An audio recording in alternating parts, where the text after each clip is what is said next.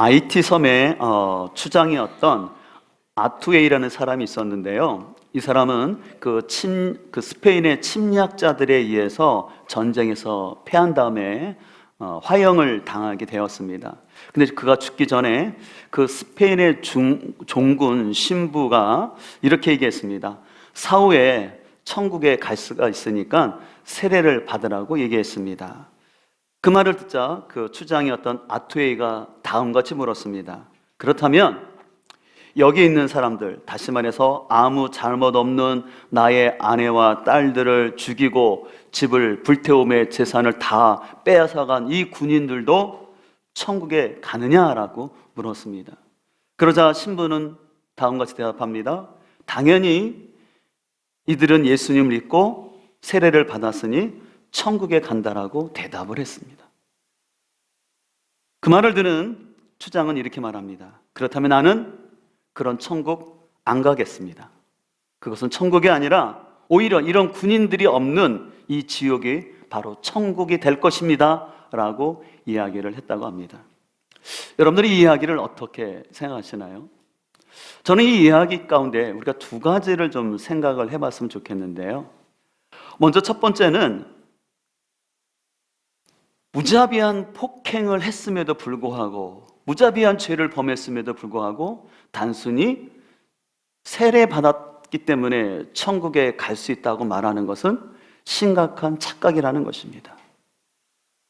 또 한 가지 이 이야기 속에서 우리가 생각해야 될 것은 천국은 누구 때문에 가고 안 가고 할 수 없는, 비교할 수 없는 너무 귀한 곳인데 안타깝게도 이 추장은 그 천국의 가치를 잘 몰랐다라는 것이죠.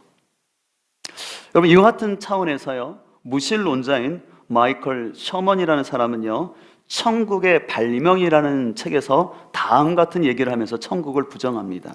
이렇게 얘기합니다. 천국은 인간의 발명품이다. 다양한 문화마다 천국이 다른 이유는 천국에 대한 믿음이 인간의 본성과 문화에 뿌리를 두었음을 말한다. 하늘 위에도 땅 위에도 천국은 없다. 천국이란 무엇인가? 무의미한 우주에서 의미를 찾는 행동이다. 그러므로 천국과 지옥은 하늘 위에 혹은 우리 발밑에 있는 것이 아니라 우리 내면 혹 우리 주변에 있다. 오늘 이 마이클 셔먼의 말처럼 오늘날 많은 사람들은요, 이 천국이라는 것은 존재하지 않다라고 생각합니다. 천국은 그저 사람들이 심리적으로 불안하기 때문에 뭔가 보상을 받기 위해서 만들어낸 곳이다라고 얘기를 하면서 천국을 가소평가하면서 그냥 죽으면 끝난다라고 얘기합니다. 또 반대로 어떤 사람들은 천국을 너무 과대평가해가지고 이 땅에서 하나님이 우리를 부르신 사명에는 관심을 두지 아니하고 그냥 천국 간증과 같은 신비한 체험에만 몰두하는 사람들이 있는데 두 가지 태도도 다 마땅하지가 않은 것을 볼 수가 있습니다. 그렇다면 우리가 바로 알아야 될 천국의 의미는 무엇일까요? 그런 의미에서 저는 한 달간 Heaven and Healing이라는 주제를 가지고 성경에서 말씀하시는 이 천국의 의미가 무엇인지 우리가 함께 잘 나눔을 통해서 우리가 이 땅에서 천국에 대한 바른 이해를 가지고 또한 이 천국 복음을 우리가 주님 앞에서 또 많은 사람들 앞에서 잘 증거할 수 있기를 소망합니다. 자, 먼저 오늘 17절은 이렇게 말씀하고 있습니다. 이때부터 예수께서 비로소 전파하여 이르시되 회개하라 천국이 가까이 왔느니라 라고 말씀하고 있습니다. 여기서 예수님이 천국이 가까이 왔다라는 것은 뭐냐면 아직 안 왔다라는 뜻이 아니라 천국이 이미 시작되었다라는 뜻이에요. 그래서 이 가까이 왔다라는 당시 헬라어의 의미는 뭐냐면요, 사신이 국경 밖까지 안까지 나가서 왕을 영접하는 거예요. 그러면 왕이 어떻습니까? 딱 국경을 넘어서 들어오죠. 그러면 그 왕이 그 나라에 들어오는 것처럼 이 예수님의 천국 복음 전파를 통해서 하나님 나라가 시작되었다, 막 하나님의 나라가 임하였다라는 의미로 얘기를 하고 있습니다. 근데 여기서 중요한 것은 이 천국이란 단어를 우리가 이해해야 되는데, 우리가 천국하면 그냥 하나의 단어로 보여지지만 헬라어 언어 성경을 보게 되면요, 이 천국을 두 단어로 나와 있는 것을 볼 수 있어요. 먼저 하늘을 뜻하는 우라노스라는 단어가 나오고요, 그 다음에 또 바실레이아라고 해서 왕국, 나라를 뜻하는 단어가 같이 나와 있어요. 이것을 통해서 알 수 있는 것은 뭐냐면, 천국이라는 것은 뭐냐면 하나님이 통치하시는 왕국, 하나님이 통치하시는 나라라고 말할 수 있습니다. 그러면 가끔 어떤 때는 천국, 어떤 때는 하나님 나라라고 이렇게 표현되는 걸 볼 수가 있는데요, 마태복음을 제외한 마가, 누가, 요한복음에서는 하나님 나라라고 말하지만 마태복음에서만요 천국이라고 말하고 있어요. 그럼 왜 마태복음에서는 하나님 나라라 하지 않고 천국이라고 불렀냐면, 여러분 마태복음은 알다시피 유대인들을 대상으로 한 복음서입니다. 근데 유대인들은요 하나님의 이름을 경외하기 때문에 하나님이라는 이름을 함부로 부르지 않아요. 그래서 그들은 하나님이라는 말 대신에 하늘, 그래서 하늘나라, 줄여서 천국이라고 불렀어요. 그렇기 때문에 마가나 누가복음, 요한복음에서 말하는 하나님 나라나 마태복음에서 말하는 천국은 다 같은 의미라는 것을 여러분들이 먼저 이해를 하셔야 됩니다. 자, 그렇다면 성경에서 말하는 천국의 의미를 아는 것이 필요하는데, 우리가 천국에 대한 이해를 할 때, 다시 말해서 하나님 나라를 이해할 때 두 가지 개념을 여러분들이 동시에 이해를 해야 되는데요, 첫 번째 개념은 뭐냐면 천국은 아까 말한 것처럼 하나님이 통치하시는 나라라는 것이에요. 그래서 예수님을 자신의 주인으로 영접했을 때 예수님이 지금 나의 삶 가운데 통치하시는 나라, 그래서 다시 말해서 지금 현재 나의 삶 가운데 하나님의 통치가 이루어지는 것을 천국이라고 성경은 말씀하고 있어요. 그런 의미에서 여러분들 누가복음 17장 20절을 보면 이렇게 말씀하고 있어요. 바리새인들이 하나님의 나라가 어느 때에 임하리까라고 물었어요. 그랬을 때 예수님께서 대답하여 말씀하시기를, 하나님의 나라는 볼 수 있게 임하는 것이 아니요 또 여기 있다 저기 있다고도 못하리니 하나님 나라는 너희 안에 있다라고 말씀하고 있어요. 여러분 여기서 너희 안에라는 단어가 언어는 엔토스라고 하는데, 이것이 영어 성경 NIV 같은 경우는 in으로 되어 있고 또 다른 번역에는 within으로 되어 있는 경우도 있거든요. 근데 그거보다 더 정확한 번역은 among이라는 단어예요. 그러니까 among은 뭐냐면 가운데라는 뜻이 있어요.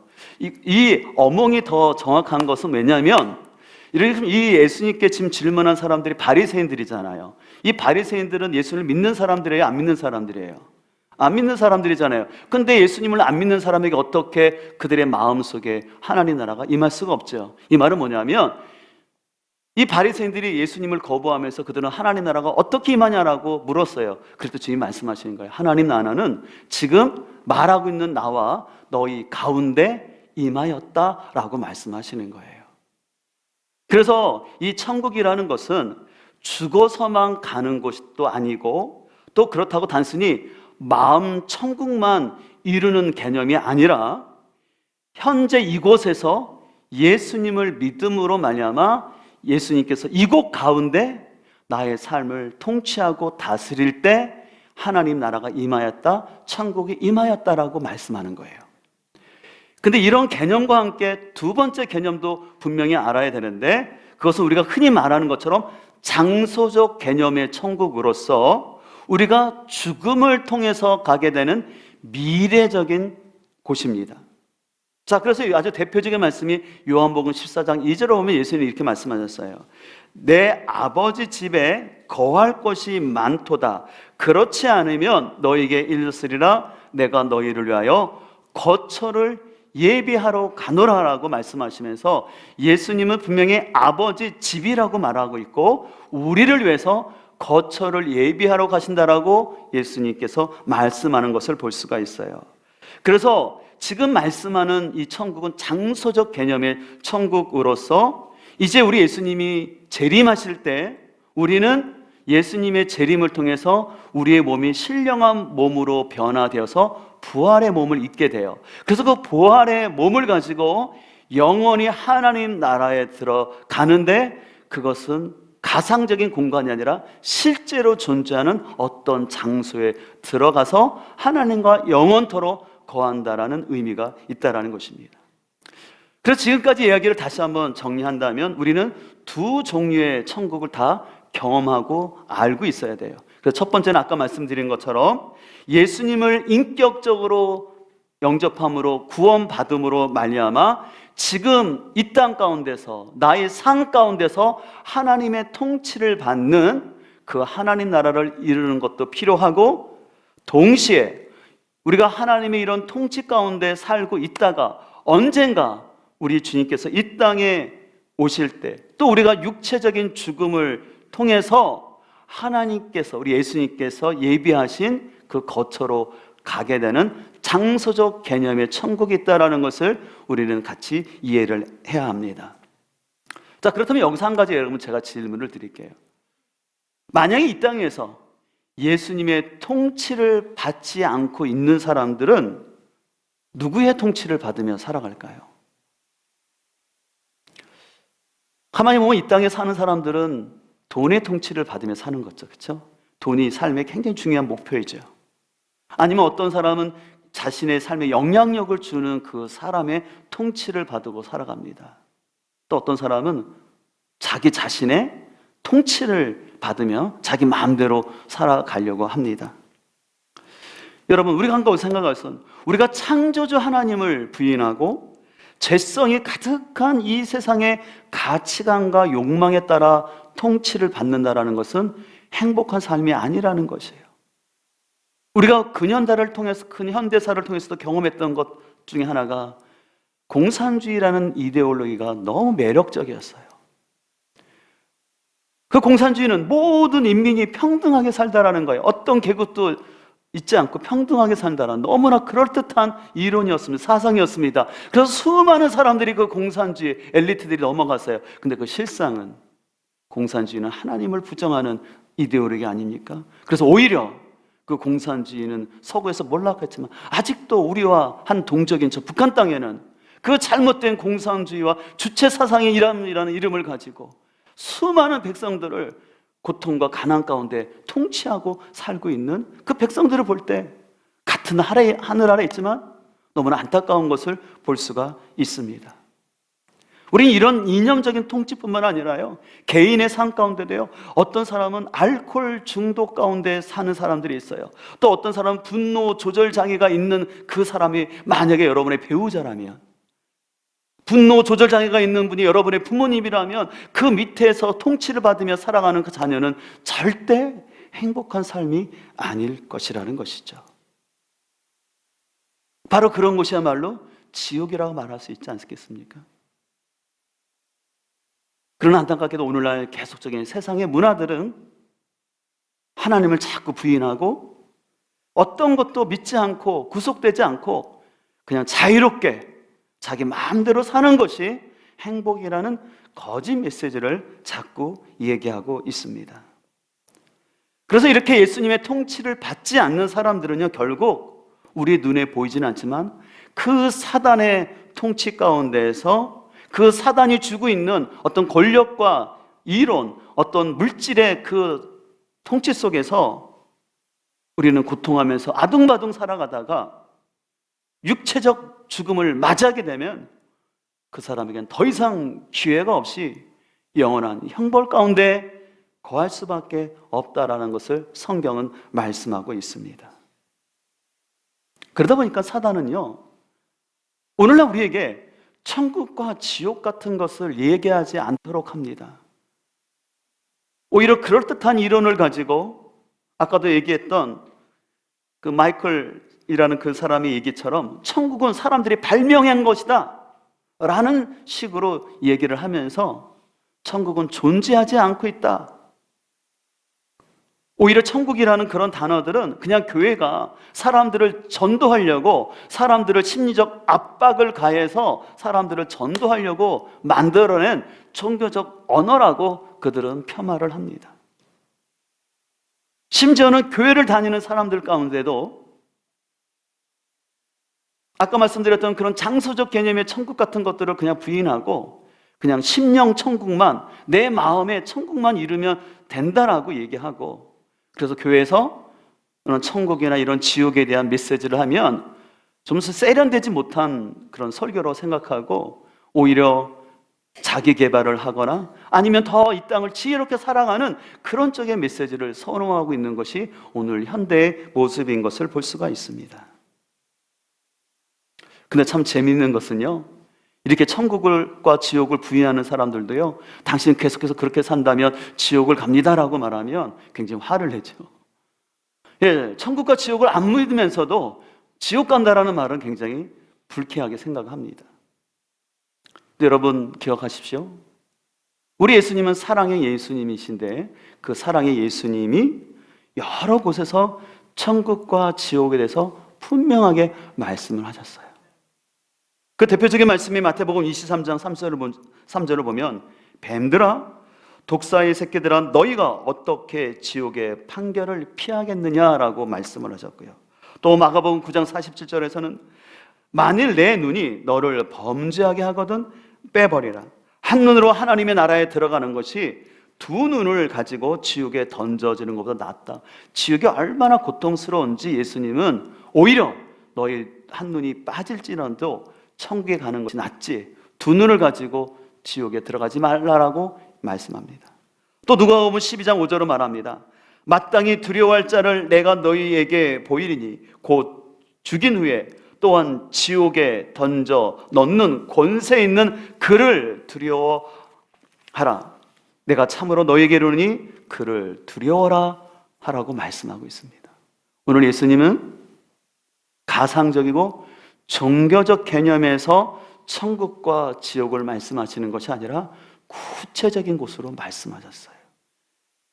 특별히 그 지옥은 너무나 고통스러운 곳이기 때문에 아까 말씀드린 것처럼 거기는 너희가 가면 안 된다라고.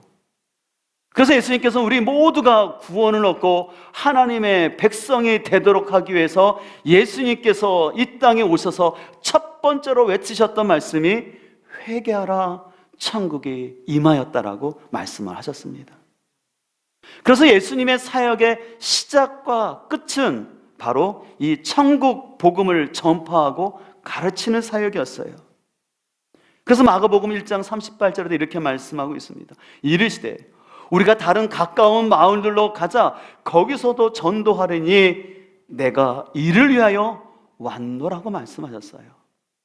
잠깐 배경 설명을 하면 예수님께서 많은 치유 사역을 해서 많은 사람들이 막 몰려들었어요. 그러니까 제자들이 흥분해서 주님, 지금 이렇게 사람들이 많이 모여들고 있습니다. 주님이 인기가 높아지고 있습니다라고 제자들은 흥분해서 얘기했어요. 근데 예수님 말씀하세요. 나는 이 천국 복음을 전파하러 왔기 때문에 내가 여기서 인기 얻고 여기로 머물러 있을 필요가 없다. 나는 이 천국 복음을 전도하기 위해서 다른 마을로도 가야 된다라고 얘기를 하신 거예요. 그렇기 때문에 39절에 이에 온 갈릴리에 다니시며 그들의 여러 회당에서 전도하시고 또 귀신들을 내쫓으셨다라고 말씀하고 있습니다. 그래서 예수님께서 이 땅에 있으면서 하셨던 본질적인 사역은 이 천국 복음을 전파하는 것이었어요.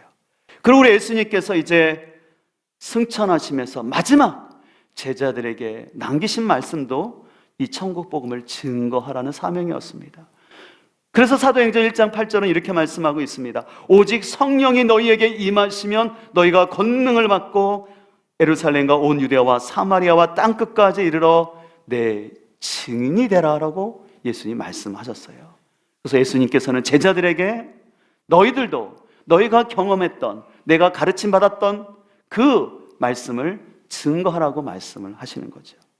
그래서 예수님의 사역의 시작과 마지막은 천국 복음이었다는 사실을 우리는 기억할 수가 있습니다.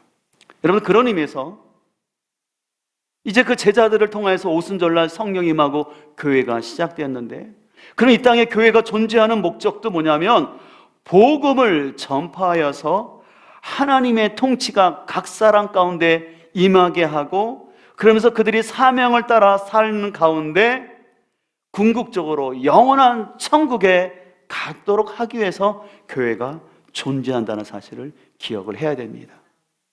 우리는 교회 안에서 예배도 드리고 또 지역 사람들을 위해서 봉사도 해야 돼요. 그래서 오늘도 우리 예배 후에 우리 동네에 플로깅을 하고 지역 사회를 섬길 것입니다. 또 어르신들도 섬길 것입니다. 그러나 그 모든 것들의 궁극적인 목적은 하나님 나라 천국 복음을 전파하는 것입니다. 그래서 교회가 전제하는 목적은 복음을 증거하는 거예요.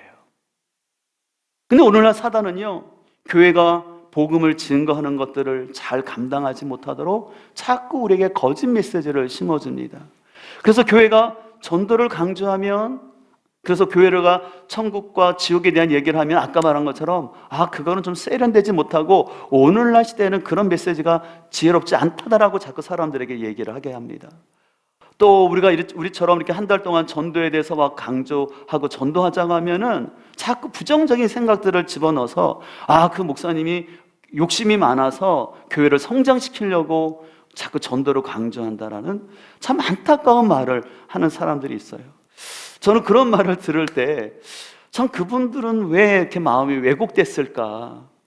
당연히 우리가 복음을 전하는 것이 당연한 건데 우리가 그런 삐딱한 시선을 가지고 그러면서 자꾸 얘기하는 건 그냥 우리가 선하게 살자라고 얘기해요.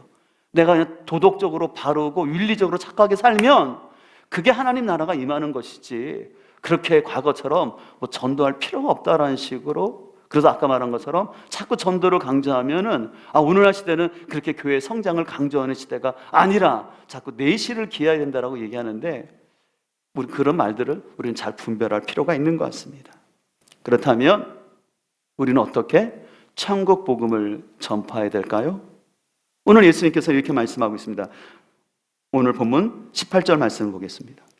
갈릴리 해변에 다니시다가 두 형제 곧 베드로라 하는 시몬과 그의 형제 안드레가 바다에서 금을 던지는 것을 보시니 그들은 어부라고 말씀하는데 말씀하시되 나를 따라오너라 내가 너희를 사람을 낚는 어부가 되게 하리라고 말씀하셨어요. 여기를 보게 되면 예수님께서는요 갈릴리 해변에 다니시면서 먼저 베드로와 요한을 부르셨어요. 근데 이 사건을 좀 더 자세하게 기록하고 있는 요한복음 1장 40절은 이렇게 말씀하고 있어요.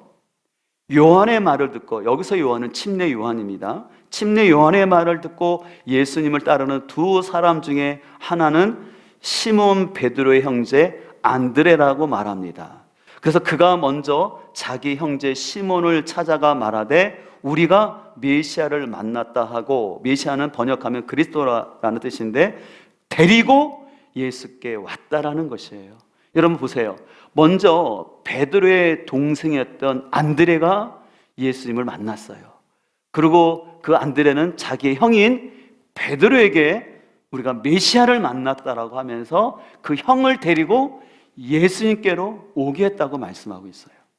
또 계속되고 있는 요한복음 1장 44절을 보게 되면 베드로와 한 동네 사람이었던 빌립은 그가 예수님을 만난 다음에 그가 잘 알고 있는 나다나엘에게 찾아가서 예수님을 전했어요. 그랬을 때 여러분들이 나다나엘이 했던 말을 잘 기억하시죠? 나사렛에서 무슨 선한 것이 날 수 있냐라고 부정적인 반응을 보였지만 그럼에도 불구하고 그 나다나엘을 주님께로 인도했을 때 주님께서는 그 나다나엘을 보면서 칭찬하셨던 것을 여러분들 아실 것입니다. 이처럼 자신의 친족이나 잘 아는 사람들에게 전도하는 방법을 오이코스 전도법이라고 합니다. 한번 따라갈까요? 오이코스. 이 오이코스라는 것은요, 집이라는 뜻을 갖고 있어요. 문자적인 것은 집이라는 뜻인데, 그래서 그 집 안에 함께 거주하고 있는 가족이나 친척, 또 머물고 있는 방문객들을 통틀어서 말하는데, 바로 이런 사람들에게 관계 중심적으로 복음을 전하는 것을 오이코스 전도법이라고 얘기를 합니다.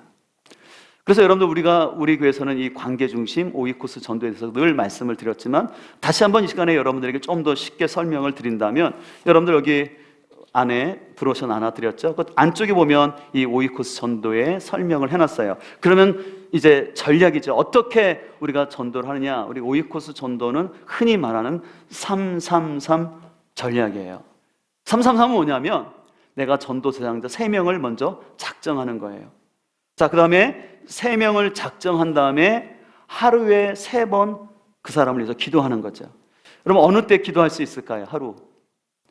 예, 식사 기도할 때 3번을 하잖아요. 그리고 아니면 더 기도하시는 분들은 새벽 기도가 되든지 아니면 취침 전이든지. 그래서 그 전도는 내 힘으로 하는 게 아니기 때문에 하나님께서 그 영혼 가운데 구원의 은총을 베풀어 주도록 기도하는 것입니다. 그리고 또 마지막 3번째는 뭐냐면 3번 만나는 것이에요. 근데 만남을 좀 더 구체적으로 설명한다면 그 사람에게 3번의 카톡이나 문자를 보내주고요, 또한 3번 함께 밥을 먹는 거예요. 그리고 밥을 먹으면서 가벼운 선물을 하는 것입니다.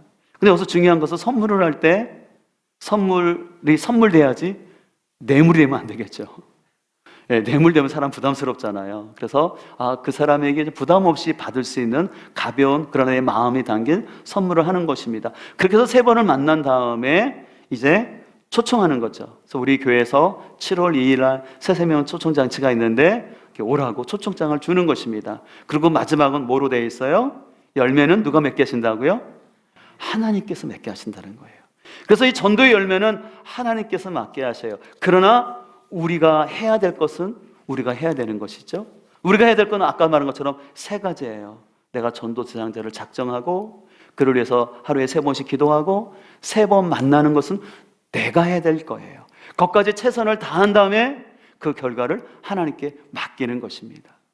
그러면 어떻게 우리가 오이코스 전도가 진행되냐면, 그래서 오늘 첫째 주기 때문에 우리가 이렇게 오리엔테이션을 통해서 여러분들에게 전반적인 설명을 해드리고, 다음 주까지 여러분들이 해야 될 것은 뭐냐면 우리 오이코스 전도 대상자 명단을 제출해야 돼요. 실은 우리는 올 초부터 우리 목장에서 계속해서 강조했잖아요.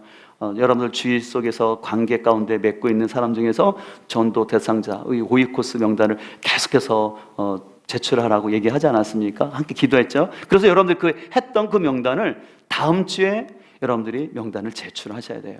근데 그 명단 제출을 어디다 하시냐면 목자에게나 아니면 사무실에 하는 것이 아니라 헌금함에 제출하시면 돼요.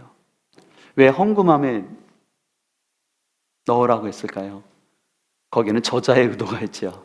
저는 그런 마음을 해요. 하나님, 이 영혼들을 주님께 올려드립니다. 주님께 봉헌합니다. 그런 마음을 가지고 우리가 그 명단을 올려드리려고 해요. 그래서 여러분들 여기 뒤에 보면 그 맨 밑에 여러분들이 전도할 전도 대상자 명단을 적은 다음에 그 절치선 있죠? 그 절치선을 뜯어서 이제 그 명단만 밑에다가 헌금함에 다음 주에 제출하시고 나머지 것은 갖고 있으면서 여러분들이 계속 체크하시면서 진행하면 됩니다. 그리고 이제 7월 셋째 주에는 이제 초청장을 수령하시면 돼요. 교회에서 여러분들에게 예쁜 초청장을 드릴 거예요. 그러면 그걸 가지고 그 사람에게 초청하는 거죠. 그 다음에 이제 마지막 주에는 우리가 참석 대상자를 최종 확인하고, 그리고 그 영혼들이 영혼의 결실이 맺어질 수 있도록 전 교회가 좀 새벽 기도를 할 겁니다. 왜냐하면 아까도 말한 것처럼 영혼의 구원은 우리의 힘으로 할 수 있는 것이 아니라 하나님의 은혜가 필요하기 때문에 우리가 함께 기도할 것입니다. 그래서 여러분들 이 순서에 따라 동참하시면 됩니다. 결코 어렵지 않죠. 그래서 여러분들이 다음 주까지 전도 대상자를 정하실 때 여러분 그냥 급하게 하지 마시고요, 숙제하듯 하지 마시고 여러분들 꼭 기도하셨으면 좋겠어요. 기도하시면서 하나님, 우리가 언제나 전도할 수 있지만 특별히 온 교회가 힘을 합해서 전도할 때 그동안 내 마음에 품고 있었던, 내가 관심을 뒀던 사람 중에서 어떤 사람을 먼저 전도해야 될지 하나님께서 마음에 감동함을 달라고, 그래서 그 생각나는 사람들의 이름 3명을 적으셔서 다음 주에 제출하시면 되는데, 여러분 꼭 3명이 아니어도 괜찮아요. 더 많아도 좋습니다. 어쨌든 간에 여러분들이 전도할 사람을 기도 가운데 여러분들이 정하셔서 다음 주에 제출하시면 되겠습니다. 자, 계속해서 우리가 어떻게 전도해야 될까요? 24절을 볼까요? 오늘 본문 마태복음 4장 24절 이렇게 말합니다.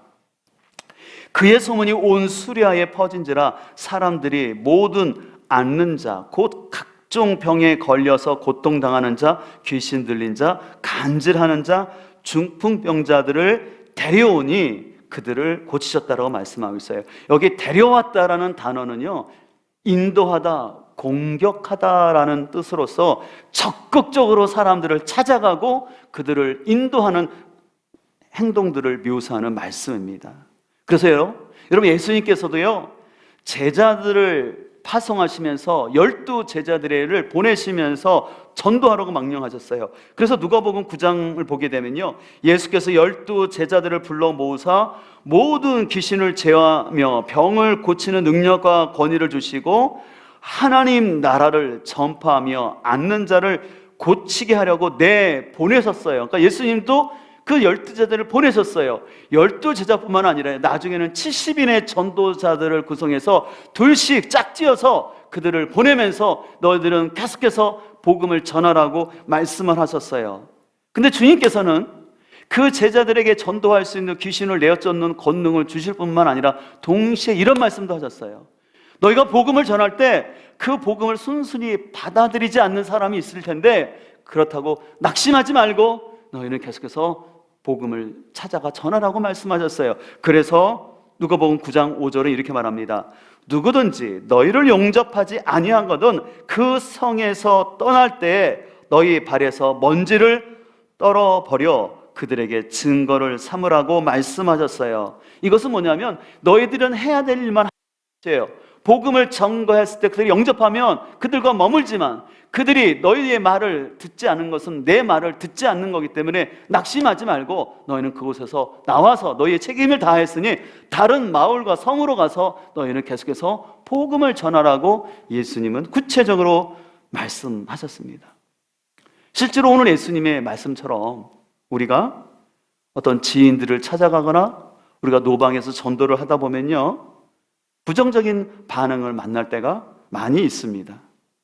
이럴 때 우리는 낙심하거나 의기소침하지 말고 계속해서 하나님 기도하는 가운데 하나님 제가 지혜롭게 더 전하게 해주시고 만날 사람을 만나게 해달라고 기도하면서 전도하는 것이 중요합니다.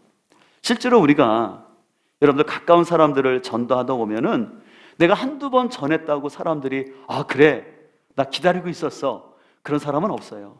대부분 사람들이 우리가 전하는 것을 부정적으로 생각하고 이런저런 이유를 대서 부정적인 반응을 보이는 것을 볼 수가 있습니다. 그래서 때때로는 우리가 거절감도 느끼고 무시를 당할 수도 있습니다. 또 무응답을 할 때도 있어요. 그냥 밥 먹고 할 때 너무 잘하다가 교회 얘기만 하려고 하면 예수님 얘기만 하려면 딱 얼굴이 굳어지고 딴 주제로 바꾸려는 사람들 있잖아요. 근데 여러분 그렇다고 해서 절대 낙심하지 않으셨으면 좋겠어요. 왜냐하면 우리 모태신앙인 분들은 잘 모르겠지만 안모태인 저 같은 경우도요 예수님을 처음부터 이렇게 잘 받아들인 사람이 아니에요. 제가 말씀드린 것처럼 저는 초등학교 때 교회를 처음 나갔다가 잠깐 쉬었다가 중학교 1학년 때부터 이제 본격적으로 나갔는데 그 제가 중학교 때 저를 전도한 친구가 저를 찾아왔는데 참 제가 마음이 강팍해서 그런지 제가 그때를 생각하니까 지금 설교를 준비하면서도 좀 얼굴이 화끈거리고 부끄러운 마음이 들었어요. 왜 그러냐면 그 친구가 저한테 전도 교회 가자고 하니까 제가 뭐라고 말했냐면요, 여러분 좀 이해하고 좀 들으셨으면 좋겠어요. 제가 그 중학교 1학년 때 야 나같이 착한 사람은 예수 안 믿어도 돼. 지금도 부끄러워 죽겠어요. 참 제가 너무 부끄러웠어요. 진짜 어떻게 그런 말을 했는지. 그리고 제대로 알지도 못하면서 하나님이 계신다면 왜 이 세상에 이렇게 불의하냐, 왜 이 땅은 이렇게 불공평하냐, 그런 말을 하는 좀 궤변을 했던 사람이에요. 근데 그랬던 저를 그 친구가 반복적으로 찾아와서 전도해 줬기 때문에 제가 주님 앞에 나올 수 있었던 거죠. 또 제가 교회를 나간 다음에 꾸준히 나간 게 아니라 잠깐 쉬려고 했을 때 또 저를 찾아오셔서 이끌어 주셨던 선생님, 교회 가자라고 이끌어 주셨던 그 선생님 너무 잊을 수가 없는 거예요. 그때 만약에 그 친구가 저를 전도하다가 제가 그런 말 했다고 야 얘는 가망성 없다, 얘는 보통 교만의 애가 아니구나 하고 포기했다면 어떻게 했을까요? 또 그 선생님이 저를 찾아오지 않았다면 어떻게 됐을까요? 그래서 저는 믿지 않았던 사람의 입장에서 우리가 복음을 전할 때 사람들은 이렇게 부정적인 반응을 보일 수 있다는 거예요. 근데 그것 때문에 여러분 실망하지 마시고 계속해서 기도하며 나아갈 때 하나님께서 귀한 열매를 맺게 할 줄 믿습니다. 제가 설교를 시작하면서 그 IT 추장에 대한 얘기를 잠깐 했었는데 그 IT 추장이 그런 말을 하지 않았습니까? 자신의 아내와 자녀를 죽인 그 병사들이 천국에 간다면 나는 그런 곳은 천국이 아니라고 생각하고 안 가겠다고 얘기했잖아요. 근데 여러분 죄송하지만 이 추장은 천국이 무엇인지 너무나 몰랐어요. 그럴 수밖에 없었겠죠. 예. 근데 여러분들 우리도 가끔 그런 말 하는 사람들이 있어요. 나는 저 사람 때문에 천국 안 가겠다고, 누구 때문에 나는 천국 안 가겠다고 말하는 사람이 있는데요. 여러분 천국은요 절대 그런 곳이 아니에요. 여러분 천국에는 두 가지가 없어요. 뭐가 없는지 아세요? 죄가 없고요, 그러다 보니 죄인이 없어요. 천국은 오직 예수 그리스도로 구원받은 하나님의 백성만 가는 곳입니다. 그리고 그곳에 죄가 없기 때문에 이 땅에 있었던 우리의 상처나 어떤 부정적인 것들이 그 안에 나타날 수가 없어요.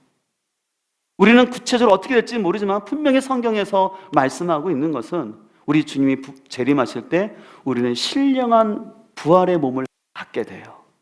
그래서 우리는 부활의 몸을 가질 뿐만 아니라 우리의 심령이 완전히 새로운 존재가 되었기 때문에 어떤 나에게 상처와 아픔을 줬던 그 영혼을 만나더라도 그것이 마음에 꺼림직하거나 불편하지 않다라는 사실이에요.